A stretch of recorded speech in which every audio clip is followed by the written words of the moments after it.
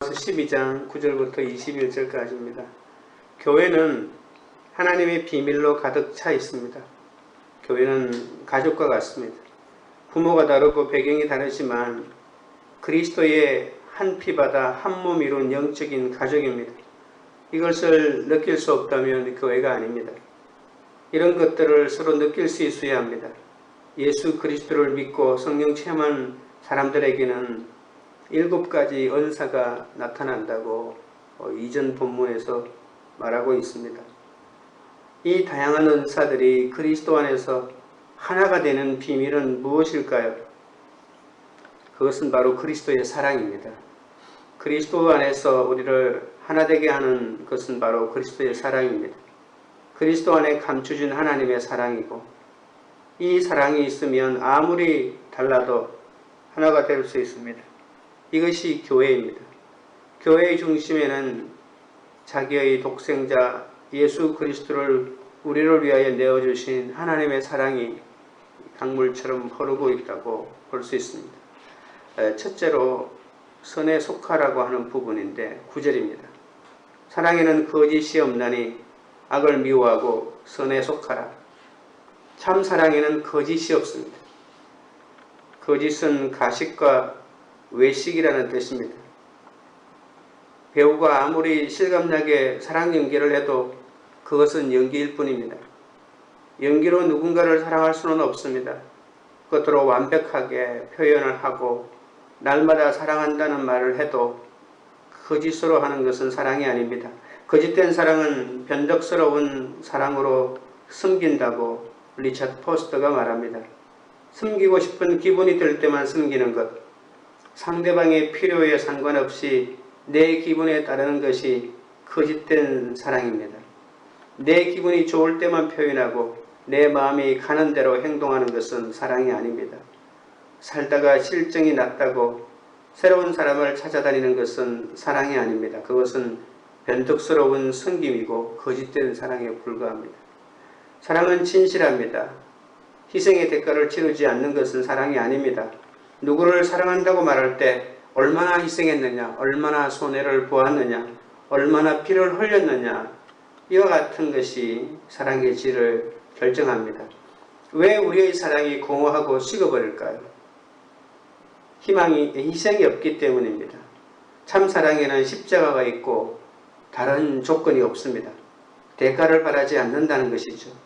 이런 하나님의 엄청난 십자가의 사랑이 교회의 중심에 흐르고 있을 때 모든 다양한 은사들이 그 강줄기 안에 들어와 하나님의 영광을 올려드리게 됩니다. 성경은 사랑이 허다한 허물을 덮어주고 율법의 완성이라고 합니다.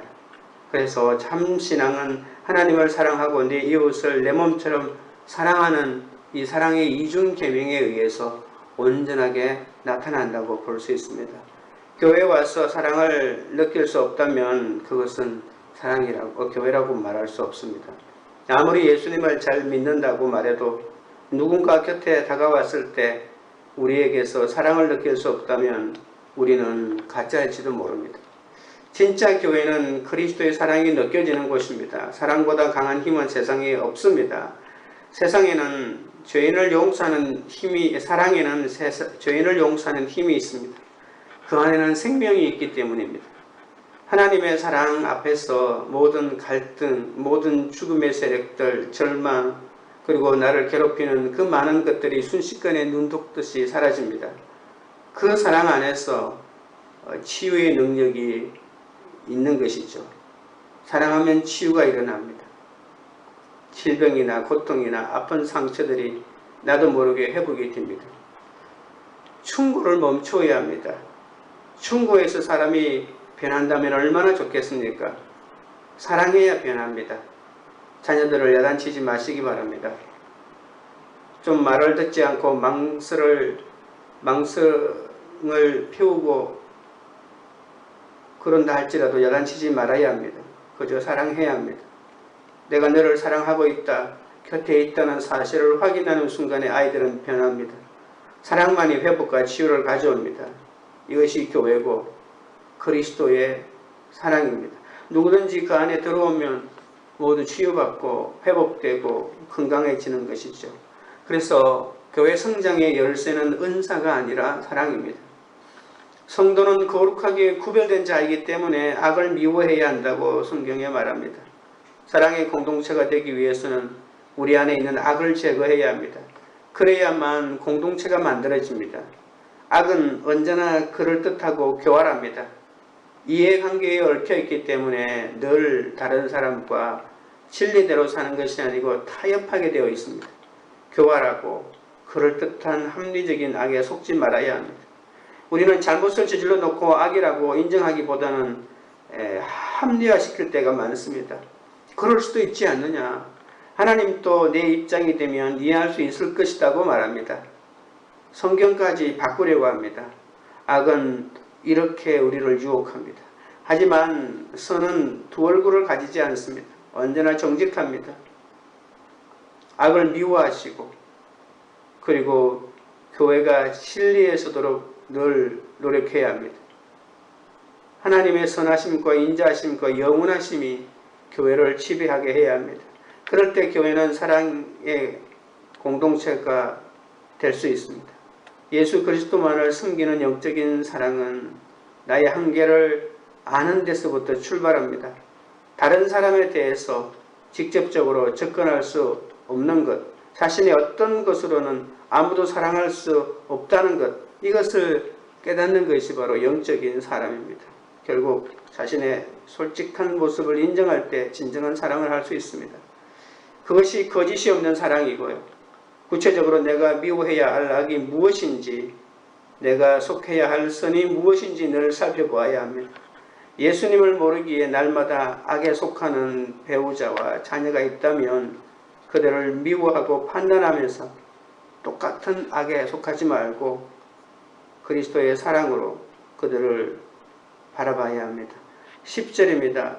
형제를 사랑하여 서로 우애하고 존경하기를 서로 먼저 하며, 형제를 사랑하여 서로 우애하고 존경하기를 먼저 해야 한다고 합니다. 바울은 우리가 사랑해야 할 대상으로 가장 먼저 형제 사랑을 권합니다. 우리들은 네가 사랑하면 나도 사랑하지, 네가 먼저 사과하면 내가 용서할게, 이런 말을 합니다. 이렇게 되면 아무 일도 일어나지 않습니다.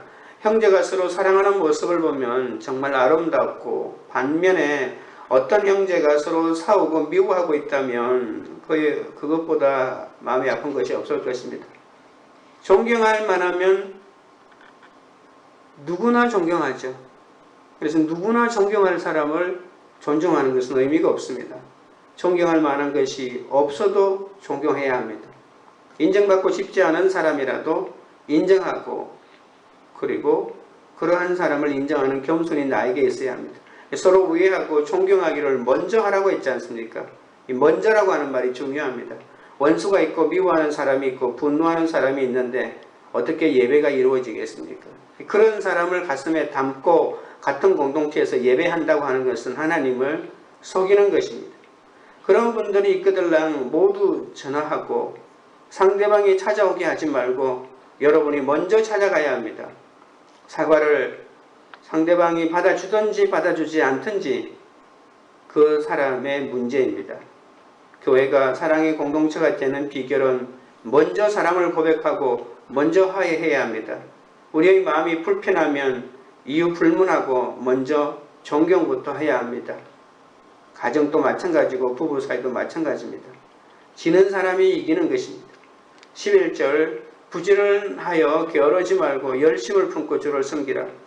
교회가 진정한 사랑의 공동체가 되기 위해서는 부지런하고 게으르지 말고 열심을 품고 주를 섬기라고 합니다. 놀라운 사실은 사랑하면 부지런해집니다. 사랑하면 새벽부터 일어납니다. 사랑하면 내 속에 있는 감각이 살아납니다. 비참하고 속상하고 피곤할 때는 꽃이 보이지 않는데 사랑하면 꽃이 보이기 시작합니다. 내 안에서 사랑이 생기기 시작하면 내 속에 있는 모든 온몸의 세포가 움직이기 시작합니다. 그래서 오른밤을 치면 자연히 왼밤을 돌려댑니다. 그것이 별로 신경질이 나지 않습니다. 누가 나를 끌고도 안 마는 것 같습니다. 사랑하면 게으르지 않습니다. 인생의 의미가 없는 사람은 늦잠을 잡니다. 충동적으로 마구 삽니다. 왜냐하면 사랑할 대상이 없고 살아갈 이유가 없기 때문이죠. 어떤 사람들은 자기가 원하지 않는 삶을 삽니다. 원하지 않는 직장, 원하지 않는 배우자와 결혼하고 원하지 않는 자식을 낳았다고 생각하고 이 모든 것이 싫고 짜증남죠. 죽지 못해서 산다고 합니다. 행복의 조건은 다 가지고 있는데도 불구하고 마음에 평안이 없는 사람들입니다. 게으르지 말고 열심을 품고 주님을 사랑하십시오. 주님을 섬기고 그럴 때 내 인생에 꽃이 피고 생기가 돌게 됩니다. 12절 소망 중에 즐거워하며 환난 중에 참으며 기도에 항상 힘쓰며. 사랑의 공동체를 만드는 비결은 이 세상의 모든 악과 죄와 고통과 저주가 있다 할지라도 미래에 소망이 있는 사람은 외롭지 않습니다. 약속이 보장된 사람은 외롭지 않습니다. 우리는 죽으면 천국 간다는 믿음이 있습니다. 죽을 때 갈등하지 말고 죽으십시오. 이것이 축복입니다. 죽음은 영혼을 여는 문에 불과합니다. 소망이 있는 사람은 소망 중에 기뻐한다고 합니다.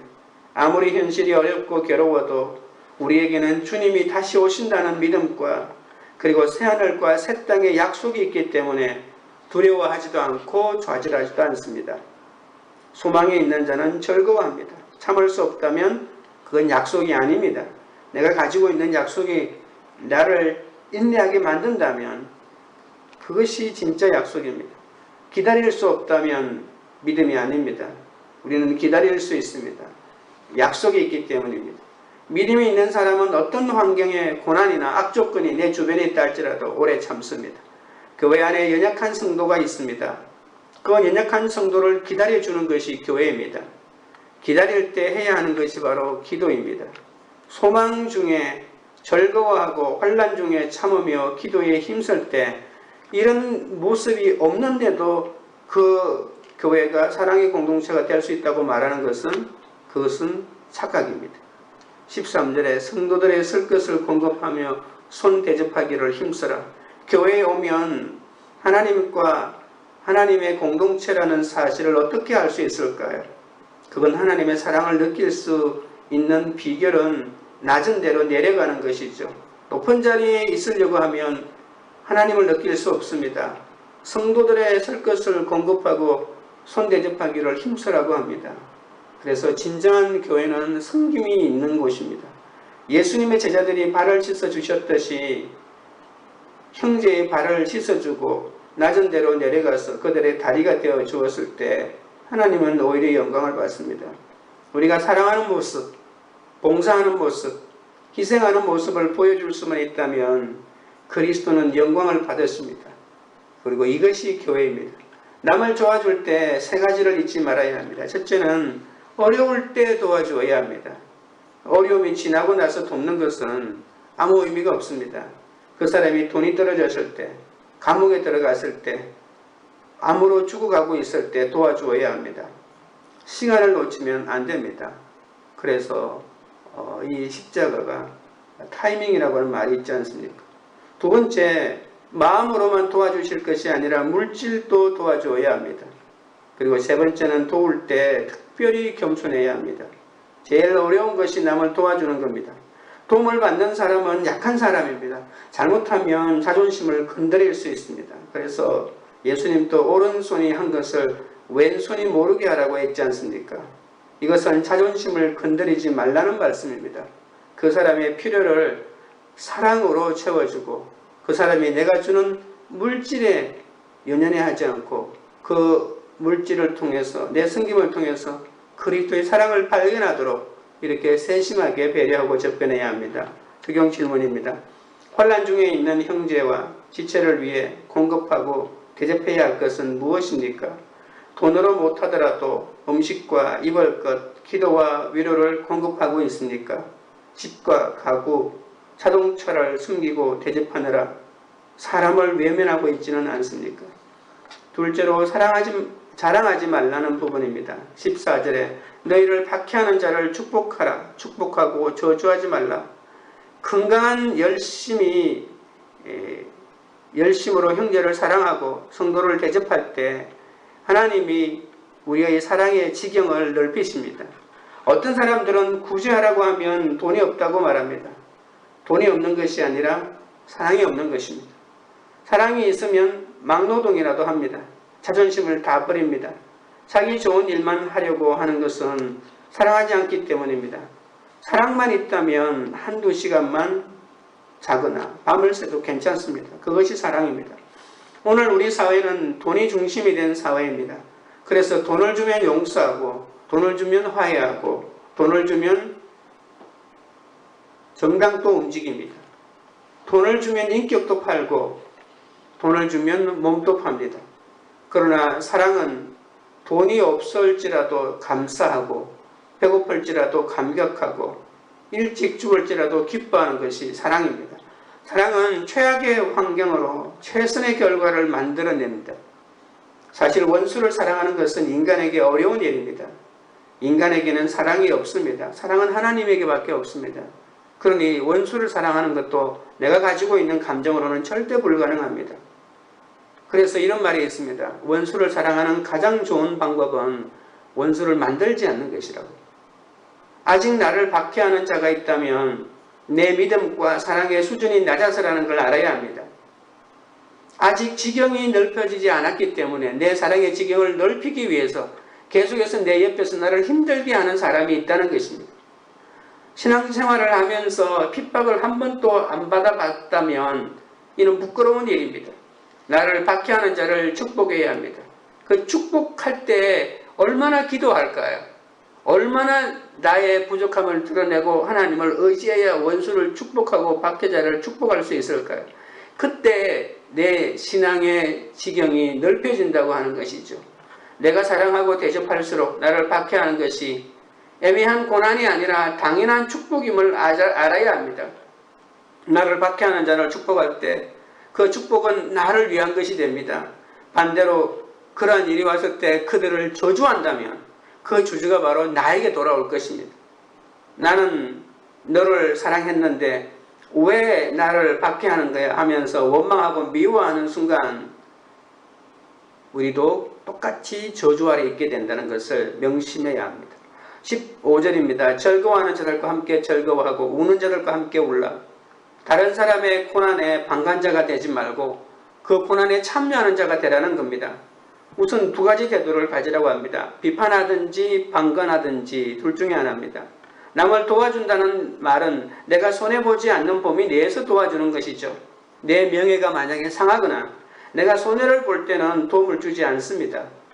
즐거워하는 자들과 함께 즐거워하고 우는 자들과 함께 울라는 것은 그 사람 속에 들어가서 동참해서 그 사람을 사랑하라는 것이죠. 이게 참 어렵습니다. 자기 스스로 벽을 만들어 놓고 성을 쌓아 놓고 성 안에 들어가서 다른 사람이 나를 건드리지 못하게 하고 보호장치를 만들고 안전하게 만들고 그렇게 사람은 살아가려고 합니다.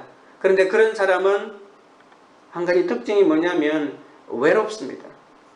우리는 사심이 많아서 남이 잘 되는 꼴을 못 봅니다. 사심이 많으면 다른 사람을 축복하지 못합니다. 자꾸 경쟁자로만 생각합니다. 우리가 화를 잘 내고 섭섭해하고 미워하는 이유는 상대방이 나에게 피해를 주었기 때문이 아니라 물론 그것도 조금 있겠지만 더 중요한 것은 내 안에 경쟁심이 있고 소유욕이 있고 이기심이 있기 때문입니다. 우리들은 남이 잘 되는 것을 축복하지 못합니다. 약자에 대한 동정심은 오히려 화를 돋굽니다. 자존심을 끌고 놓는 것이죠. 그것이 아니라 정말 사랑하기 때문에 궁혈과 사랑을 베푸는 것이라 자존심을 끌고 놓는 것이 아닙니다. 적용 질문입니다. 저 사람은 왜 죽지도 않나 하면서 마음으로 저주하는 사람이 있습니까? 축복은커녕 쳐다보기도 싫은 사람이 있습니까? 시기심 때문에 같이 즐거워할 수도 슬퍼할 수도 없는 사람이 있습니까?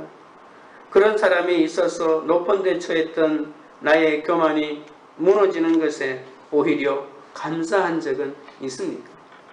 셋째로 하나님의 인자하심과 준엄하심입니다. 16절에 서로 마음을 같이하며 높은 데 마음을 두지 말고 도리어 낮은 데 처하며 스스로 지혜 있는 채 하지 말라. 겸손해야 합니다. 낮춰야 합니다. 교회 안에는 높은 사람도 없고 낮은 사람도 없습니다. 이 장교와 쫄병이 함께 있는 곳입니다. 재벌과 서민이 함께 봉사하고 배운 사람과 못 배운 사람이 함께 기도하는 곳이 교회입니다. 모든 높아진 사람은 내려와야 합니다. 잘난 척하지 말아야 합니다. 낮아 있는 사람은 또 지나치게 열등감에 빠져 있지 말고 올라와야 합니다. 17절에 아무에게도 악을 악으로 갚지 말고 모든 사람 앞에서 선한 일을 도모해야 합니다. 오늘날 왜 사람은 많이 모이는데 교회가 능력이 없을까요? 세상과 비슷해서 그렇습니다. 세상과 다를 것이 없습니다. 원수를 미워하고 자기를 핍박하는 자를 저주하는 것도 똑같습니다. 모두 이익을 따라 살고 필요 없으면 하고 필요 있으면 하고 필요 없으면 하지 않는 것, 이것이 교회가 아니라 세상이죠. 다를 바가 없습니다. 교회가 크다고 능력이 있는 것이 아닙니다. 진짜일 때 능력이 있는 것이지, 그리고 영향력을 주는 것입니다. 작은 교회라 할지라도 성도들이 주님의 명령을 온 마음으로 지키고 있다면 그 교회는 진짜입니다. 나를 박해한 자까지도 축복할 수 있게 되면 자신이 생깁니다. 모든 사람으로 더불어 화목이 가능해집니다. 이렇게 되기까지 최초의 한 사람이 중요합니다. 나에게 사랑할 수 있는 힘을 만들어준 최초의 그 사람. 형제, 성도, 남편, 배우자의 관계에서 한 사람을 사랑하는 것이 가장 지름길입니다. 한 형제를 품을 수 있게 되면 자꾸 지경이 넓어집니다. 지금 나를 가장 괴롭히는 그 한 사람을 품고 그 한 사람을 위하여 기도하면 그 한 사람 때문에 내가 사랑의 지경이 넓어지게 됩니다. 18절부터 21절입니다. 할 수 있거든 너희로서는 모든 사람과 더불어 화목하라. 내 사랑하는 자들아 너희가 친히 원수를 갚지 말고 하나님의 진노하심에 맡기라. 기록되었을 때 원수 갚는 것이 내게 있으니 내가 갚으리라고 주께서 말씀하시니라. 내 원수가 줄이거든 먹이고 목마르거든 마시게 하라. 그리함으로 내가 숯불을 그 머리에 쌓아 놓으리라. 악에게 지지 말고 선으로 악을 이기라. 할 수 있거든 모든 사람과 화목하라고 하시지만 화목하지 못할 사람이 너무 많습니다. 악을 악으로 갚지 않는 것도 힘들고 선한 일을 도모하기도 힘들고 화목하기도 어렵고 사랑하기는 더욱 어렵습니다. 그런데 주님은 원수까지도 사랑하라고 하십니다. 내 힘으로는 못합니다. 하지만 내가 100% 죄인인 것을 생각할 때 어떤 원수도 보복의 대상이 아니라는 것을 알 수 있습니다. 하나님을 믿는 사람, 하나님의 사랑을 경험한 사람에게는 원수가 있을 수 없습니다. 하나님과 원수되었던 내가 용서받았는데 내가 누구를 원수 삼고 그 원수에게 원한을 품겠습니까? 모든 사람과 더불어 화평을 만들어야 합니다. 우리는 방관자도 비판자도 아닙니다. 우리는 화해자입니다. 이 축복이 성도의 삶 속에 있어야 합니다. 이런 가치관, 철학, 인생관을 가진 사람이 오히려 가는 곳마다 웃음꽃이 피고 조직이 변하고 사회가 변한다고 봐야 합니다. 사랑은 행함입니다. 필요를 채워주는 것입니다. 먼저 전화하고 찾아가서 그것만 해도 사랑이 시작됩니다. 잘못을 저지른 상대에게 미안해요, 용서해 주세요, 이 한마디만 해도 사랑의 감정이 생깁니다. 원수 같은 배우자, 자녀라도 따뜻한 밥 한 끼 챙겨주면서 맛있게 먹어, 이 한마디만 해도 사랑이 살아납니다. 그렇게 사랑에 수고를 해놓고도 처먹든지 말든지 라고 마지막 말을 남김으로써 그 모든 좋은 기회가 다 사라집니다. 그래서 사랑은 행동입니다. 의지입니다. 사랑이 생기면 돕겠다고 하지 마십시오. 마음이 없어지면 용서하겠다고 하는 말도 하지 마십시오. 사랑은 먼저 내가 의지적으로 행동하는 것입니다. 선으로 악을 이기는 방법, 내 몸을 하나님께 드리는 겁니다. 거룩한 산제물로 드릴 때 우리는 내가 가지고 있는 이 선으로 나에게 악을 품고 있는 자를 이기고자 하는 것이 바로 그리스도의 사랑의 가장 지름길이라고 성경이 말하고 있습니다. 적용 질문입니다. 부모, 배우자의 악한 행동 때문에 상처를 받았습니까? 가출과 이혼으로 내가 당한 악을 악으로 갚아주고 싶습니까? 내 힘으로는 용서도 사랑도 할 수 없는 사람 때문에 날마다 괴로워하며 지옥을 경험하지는 않습니까? 예수님 때문에 세상은 상상할 수도 없는 사랑의 분을 보여주고 있습니까? 기도하겠습니다. 하나님 아버지, 사랑에는 거짓이 없다고 했는데 나에게 거짓이 있는지 없는지 주님께서 아십니다. 주님 앞에 정직하기 원합니다. 주님을 완전히 사랑하지도 못하고 솔직하지도 못한 저를 불쌍히 여겨 주시옵소서. 있는 모습 그대로 주님께 나를 내어놓습니다.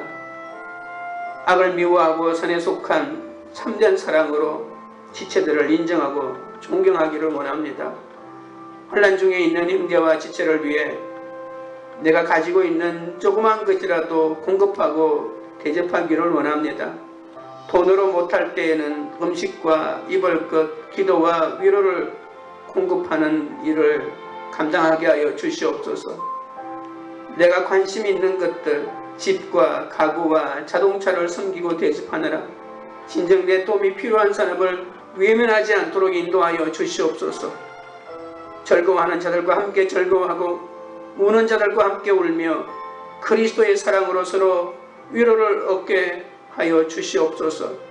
저 사람은 왜 죽지도 않나 하면서 마음으로 저주하는 사람이 없게 하여 주시옵소서.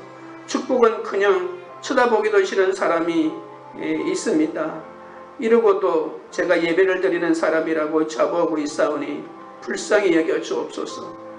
시기심 때문에 같이 즐거워할 수도 슬퍼할 수도 없는 사람이 있사오니 그런 사람이 있기 때문에 높은 데 처했던 나의 모든 교만이 무너지는 것에 오히려 감사하며 나의 수준을 바로 깨닫고 하나님 앞에 있는 모습 그대로 나아가게 하여 주옵소서. 부모 배우자에게 악한 행동 때문에 상처를 받았다고 하더라도 가출하거나 이혼으로 내가 당한 악을 악으로 갚으려고 생각하는 모든 자들을 지금 이 시간에 만져주시옵소서. 그러나 주여, 우리 힘으로는 용서도 사랑도 할 수 없습니다. 하나님, 그래서 더 괴롭고 힘들지만 지옥을 경험하고 살고 있는 하나님의 백성들을 불쌍히 여겨서 원수마저도 주님의 사랑으로 용서하고 품을 수 있도록 그들의 마음속에 주의 그리스도의 사랑을 부어 주시옵소서. 예수님 때문에 세상은 상상할 수도 없는 그 사랑의 본을 보이는 저희들이 되도록 인도하여 주시옵소서. 원수 갚는 것을 하나님께 맡기며 오직 하나님의 선하신 뜻대로 선을 행함으로 악을 이기도록 인도하여 주시옵소서. 관계 우리들 교회가 평화를 만드는 사람들, 낮아지는 사람들, 가난하고 병든 사람들과 외로운 사람들과 함께 웃고 함께 웃는 참된 공동체가 되게 하여 주시고 주의 거룩과 축복이 나타나는 교회가 되도록 인도하여 주시옵소서. 예수님의 이름으로 기도합니다. 아멘.